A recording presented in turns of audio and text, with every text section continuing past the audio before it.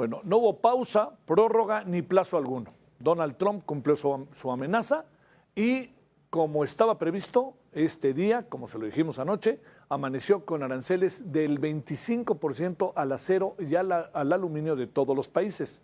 Lo que pasa es que nosotros somos el tercer proveedor y Canadá es el primero, Brasil es el segundo. Los 5 proveedores de acero de Estados Unidos son Canadá, Brasil, México, Corea del Sur y Alemania. Y en aluminio son Canadá, encabeza la lista, sigue por Emiratos Árabes Unidos, Rusia y China. Ahí no nos toca directamente.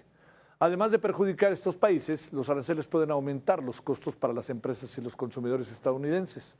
Empezando por ¿dónde? Pues por la industria automotriz.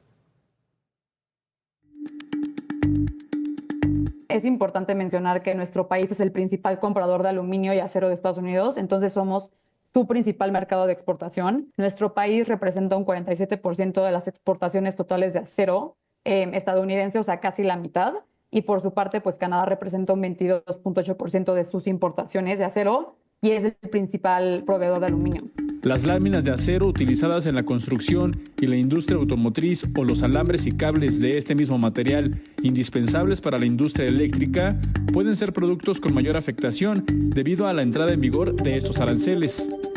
En cuanto al aluminio, las industrias afectadas podrían ser la aeronáutica, electrónica y construcción, entre otras. Los aranceles afectarían los precios de algunos de los bienes finales producidos por estas industrias, o sea, por ejemplo, un 74% de las cervezas que se producen en Estados Unidos al final son empaquetadas en latas de aluminio. Entonces ahí va una afectación al precio de los bienes finales.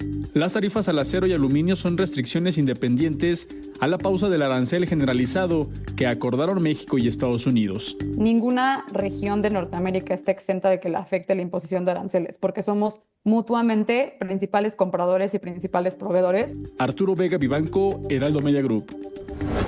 Bueno, México continuó en la misma dinámica de los aranceles, ¿no? Lo podemos decir, si quiere, de manera doméstica. Se tomó con calma el asunto, ¿no? Se tomó con prudencia. A diferencia de otros países, el gobierno mexicano decidió esperar 3 semanas, de aquí hasta el 2 de abril, para decidir cómo va a responder. Habrá que pensar si es la mejor postura o no. La vez pasada hay que reconocer que la presidenta le dio resultado a la postura, la posición, pero también hay algo que es importante. En esta ocasión sí se aplicaron ya los aranceles. Entonces, como bien dice Luis Fonserrada, destacado economista, dice, si nos avientan un arancel, nosotros les aventamos un arancel, los únicos perjudicados pues son los ciudadanos, los consumidores, ¿no? Porque al final hasta ellos llega el efecto. La postura de Canadá fue distinta. Respondieron a Donald Trump aplicando aquella máxima de ojo por ojo, diente por diente. El gobierno canadiense va a imponer a partir de mañana aranceles a bienes de Estados Unidos por más de 20,000 millones de dólares. Escuche usted bien, 20,000 millones de dólares.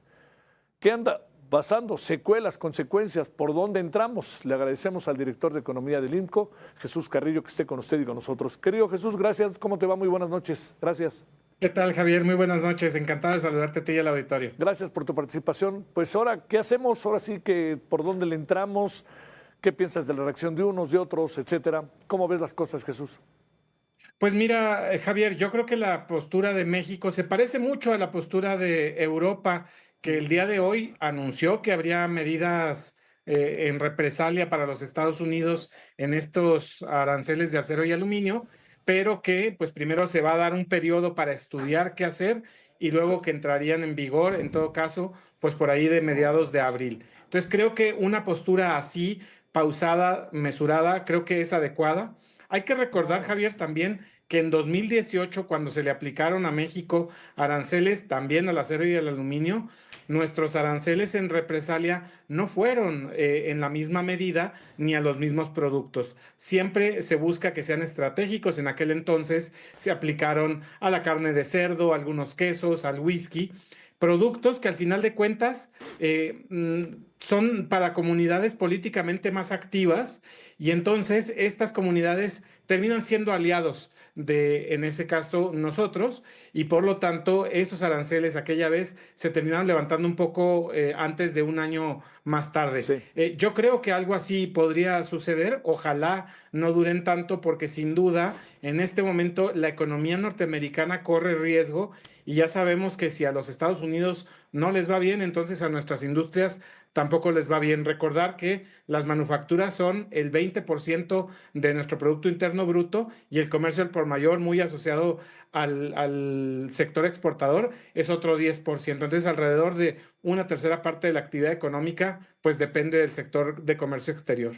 ¿Qué capacidad de maniobra tenemos, digamos, ante ya la aplicación de este arancel, de estos dos aranceles? ¿Cómo está nuestra industria? ¿Qué tendríamos que hacer? Porque pues si somos los terceros, pues esto significa para un país que tanto invierte, que tanto consume, que tanto produce, pues es un golpe fuerte, ¿no? Sí, yo creo que en el caso del acero hay poco margen de maniobra. Sí, sin duda es poco lo que se puede hacer, sobre todo en el corto plazo. Creo que lo más que hay que hacer es pues activar aliados que en otra ocasión podrían no serlo, pero me refiero a gobiernos estatales sobre todo en el cinturón de acero, también a aliados en la industria automotriz que se han declarado en contra de estos aranceles. Y así yo creo que ir tejiendo algunas redes en el Capitolio, que también algunos legisladores republicanos se han opuesto a los aranceles en general del presidente Trump. Yo creo que esas son algunas medidas, pero más allá de eso, Javier, francamente hay poco que hacer, porque finalmente nosotros consumimos bastante acero estadounidense y exportamos también bastante acero. Y en el caso del aluminio me parece todavía más grave, Javier, porque en realidad no se está contando algo que nosotros por ahí publicamos el 24 de febrero con todas las cifras de la lista extendida de los bienes a los que se le impondrían aranceles y que equivalen a 22.500 millones de dólares de nuestras exportaciones en 2024. Nos referimos ahí sí ya a partes automotrices, sí, aires acondicionados, a partes de refrigeradores, en fin, toda una gama que sin duda podría ser muy golpeada y es crítica a esta industria en al menos 11 de nuestras entidades federativas. Entonces yo creo que hay poco margen de maniobra, la diplomacia, el diálogo sin duda tienen que estar ahí y yo creo que sí, ir preparando una buena lista de medidas en represalia que se podrían aplicar, pues no necesariamente hasta abril, creo que desde antes se podría hacer si la cosa sigue así. A ver, dos cosas finales, Jesús. Primero, el 2 de abril entrarán los aranceles llamados recíprocos, que es lo primero. Y segundo, ¿qué piensas que la presidenta otra vez juegue su apuesta en términos de negociación, de ver qué viene, hasta el 2 de abril, en 3 semanas, como dijo? ¿Tendríamos que llevar a cabo algún tipo de acción? ¿Tendríamos que informarle al público en lugar de un festival, decirle, oigan, esto va a pasar acá, vamos a hacer esto, vamos a empezar a tomar estas medidas? ¿Qué piensas, Jesús? Sí, a mí me parece que la comunicación transparente para la ciudadanía siempre es clave en estas situaciones porque se puede generar más pánico, se puede generar pánico para consumidores, para pequeños productores, etcétera, y esas cosas pueden desbalancear más todavía nuestros mercados, los precios, etcétera. Entonces creo que ahí siempre procurar la calma de cara al público es muy importante. Y otras acciones que se pueden efectuar, creo que sí es ir, no digo amenazando, pero sí avisando a ciertos actores en Estados Unidos que ahí van nuestros aranceles, que van a ser sin duda estratégicos, y creo que ahí poder ir poniendo algunos puntos de presión. Y me parece que otra cosa que quizá está un poco más lejos en este momento es alinear estrategias con otros países, con Canadá desde luego, pero también con la Unión Europea e incluso con Brasil, que también está en la misma situación que nosotros y ya dijo que no va a poner aranceles en represalia, porque como bien mencionabas al querido Luis Fonserrada, efectivamente ahí los que vamos a perder si se hacen muy grandes los aranceles, somos los consumidores y son los productores de esta región que está tan interconectada. Creo que simplemente es continuar el diálogo, continuar la presión desde antes.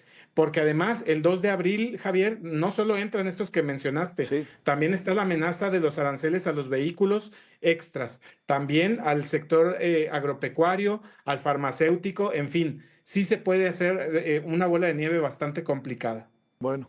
Oye, muy en breve algo, se nos cruza también la seguridad, Jesús, que es otro tema que no hemos salido de él, por más que se haya extraditado o entregado a 29 narcotraficantes, ¿no?